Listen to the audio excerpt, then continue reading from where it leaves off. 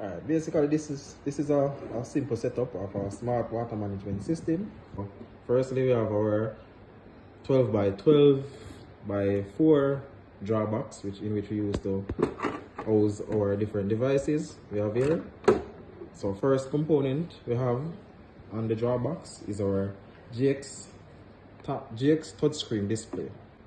Right? So we basically use this to monitor the operation of the different components we have here.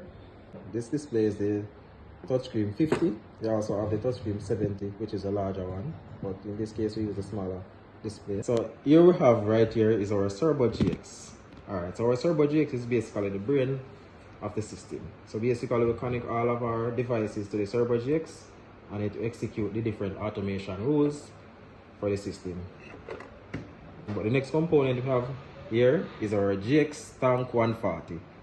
So basically the GX Tank 140 is connected to the Cerbo GX, which is the brain, connected to the brain, and after we have our sensors connected to the GX Tank 140, and what this does, it converts the analog signal of the sensors in which we place in the tank to monitor. So it converts that analog signal into digital and sends that out to the Cerbo GX for it to recognize it. And the sensor that we use in this type of system are some submergible tank sensors, which is some pressure sensors we use to give us an accurate reading of the tank level. So the next component we have here is our contactor.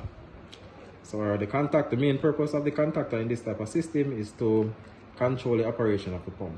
So after recording the different tank levels, we can also execute automation rules, whether if the tank is reached at a certain level, whether it's empty or so, we can wire the contactor through a loop, so there to another low voltage relay that we have here to turn off the pump if it's at the empty level to prevent dry run.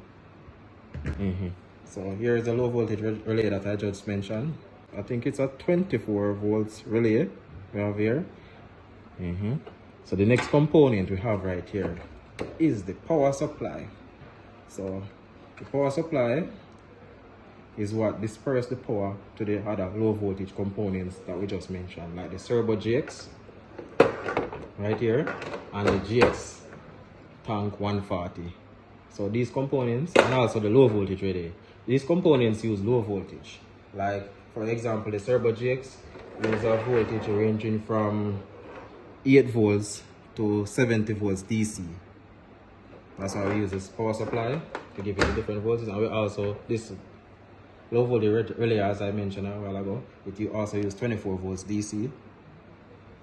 And the GX Tank 140 uses 24 volts DC as well. We use this power supply for disperse the different voltages for the low voltage equipments that we have in this type of system. Right, so that is it. We use this power supply for disperse the different voltages for the low voltage equipments that we have in this type of system. Right, so that is it.